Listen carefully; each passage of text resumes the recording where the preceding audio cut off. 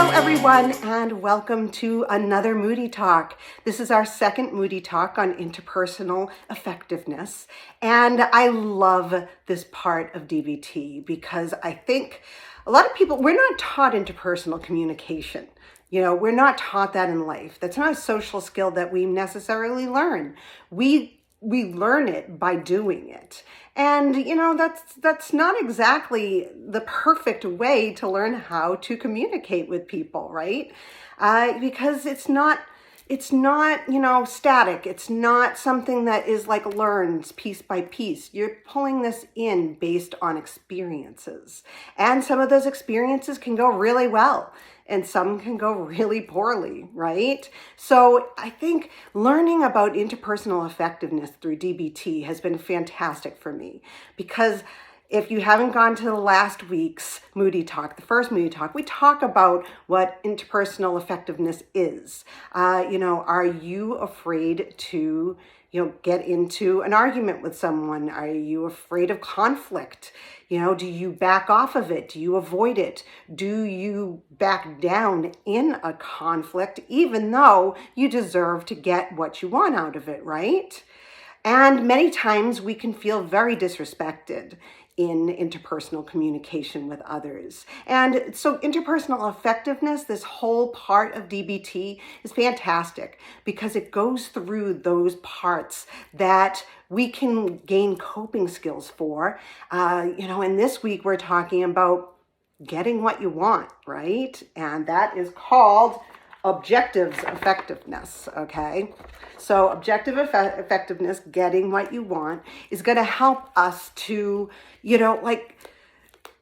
hone in on the situation, what's happening in the moment, hone in on the conflict, or it may not even be a conflict. It can be an initial conversation of something that you want, or a conversation with somebody wants something from you and you don't want to do it, right? You want to say no, and no is a full stop.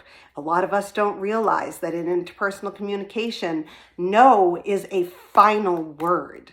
It doesn't have to be repeated. It doesn't have to be enforced. It doesn't have to be, described or, given an explanation for. So we're going to go through that today. We're going to go through objectives effectiveness and how DBT collects these coping skills into one big group is by calling it Dear Man, okay? So Dear Man is a way to remember these skills, and I won't read them all together. I'm going to read them one at a time, and then we'll look at them again. But the first one is to describe the situation you're in. Describe the current situation if necessary. If both of you are not quite sure about what's going on in the here and now, what that current event is that you're in, you want to explain it to them the way that you see it, right? Stick to the facts. Tell the person exactly what you are reacting to.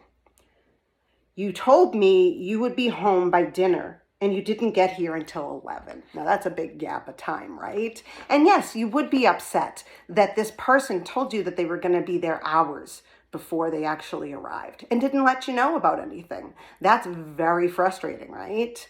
Okay, so next, express. Express your feelings and opinions about the situation. Don't assume that the other person knows how you feel. Okay, none of us are mind readers. So the way you're feeling may not actually be really what they're seeing, because maybe you don't, the way that you communicate may not show. Maybe it doesn't, you're more straight edged about what you're talking about, and you don't show emotion. So you're not showing that you're upset or that you're afraid or you're sad about something, right? So it says, when you come home so late, I start worrying about you. Right? So that's the feelings, expressing the feelings behind it. I was scared. I didn't know if you were, at the hospital. I couldn't get a hold of you, right? Use phrases such as I want instead of you should. I don't want instead of you shouldn't. This is important.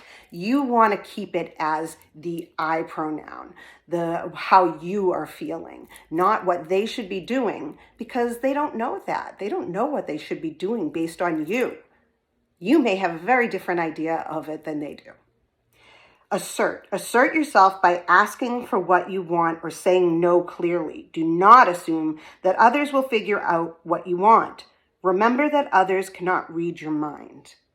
So with the assert, it says, I would really like it if you would call me when you are going to be late, right? So now you're asserting that you need something from them to make sure that your emotions are okay, right? That you're not scared for this person.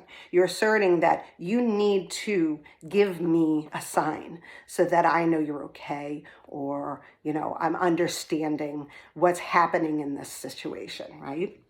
And then reinforce. Reinforce, reward the person ahead of time, so to speak, by explaining positive effects of getting what you want to or need if necessary. Also clarify the negative consequences of not getting what you want to or need. I would be so relieved and a lot easier to live with if you do that. So you call me and let me know you're going to be late. Remember also to reward desired behavior after the fact. So the next time, if this is going to happen, the person calls you and lets you know, right? They let you know that they're safe. They're sorry, giving you, this feeling of, yes, my feelings, what the emotion I was feeling was relevant in this case, right? And the next time they come back and say, thank you so much for calling. I really appreciate that you gave me this call to let me know that you're safe and that you're letting me know what's going to be happening next. When are you coming home, right? So that's DEAR. So it's describe, express, assert, reinforce. Okay. Now we're going to go to MAN.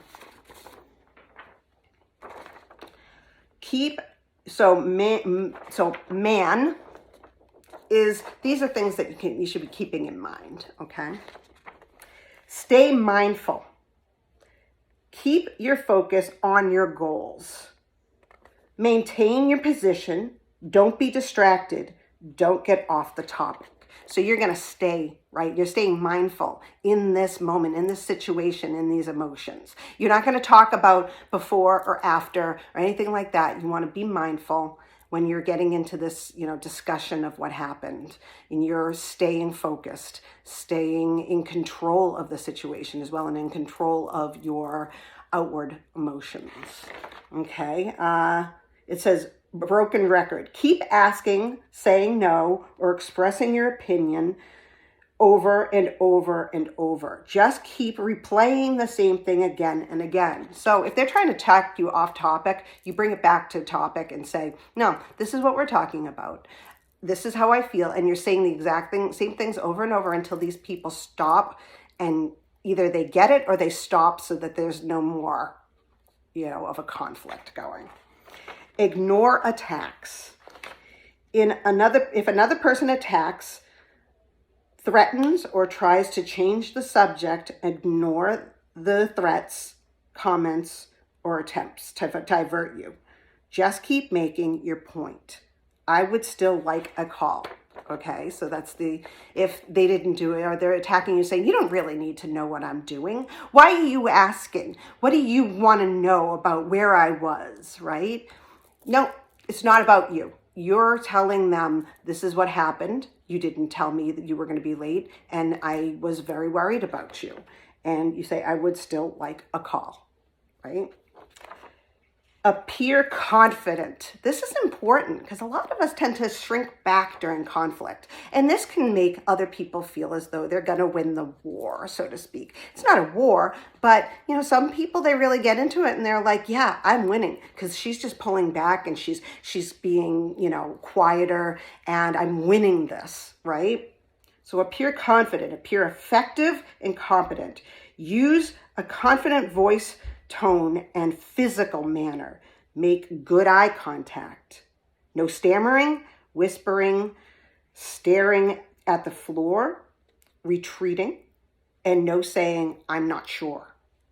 That's really important. You don't ever have to say, I'm not sure. You're sure of what you wanted from them, and they're not giving it to you. And you're reiterating, no, this is the problem here. This is the issue that's happening. This is why you're causing me distress, and I don't want to feel that distress any longer, right? So negotiate. Be willing to give to get. Offer and ask for other solutions to the problem. Reduce your request. Say no, but offer to do something else or to solve the problem another way. Focus on what will work. Not all the time you're going to get exactly what you want. And as you're going through this process, you're going to know in your mind pretty much how much give and take you're going to have to give in this, how much is going to have to happen between the two of you. Maybe you've been in this before with this person, and this is a relationship that you really have to keep. Maybe it's a boss or something like that. And so, you're not being confident, but you're asking them, well, what can we do that will help the both of us in this situation? We're both happy with what's going to happen the next time, or, we're clear on what needs to be done. Okay. And so it says, how about if you text me when you think you might be late? Okay. So instead of, I'm not going to call you. I don't have the time to call you. I'm in a place I can't call you. Okay. Well, why don't you text me? Because that's really quick and you don't have to speak. Okay. Turn the tables, turn the problem over to the other person. Ask for other solutions. And this is what do you think we should do? I can't just stop worrying about you, or I'm not willing to, right? So you put it on them at the end. You say, okay, so we're not getting to what we need. What do you think we need to do to get this to be an appropriate experience for both of us, right? Put it to them, make them solve the problem. And, you're going to know based on the person that you are with, if this is a long-term relationship, maybe parent, something like that, or a child, like a teenager or something. I have teenagers and I have to do this a lot with them. And, it's important to remember that you can get what you want. You may not get exactly what you want, but you're going to get what you want based on using these skills to remember how to better communicate with a person who you're in conflict with. So I hope that helped.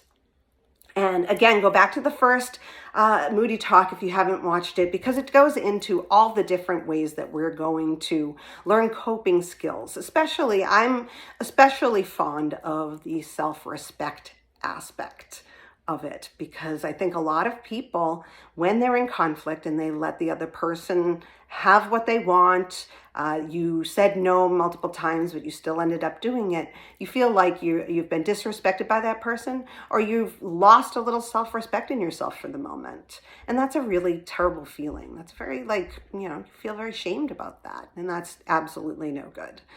So I hope you guys will talk and come back to us next week for the third Moody Talk, and we will see you again.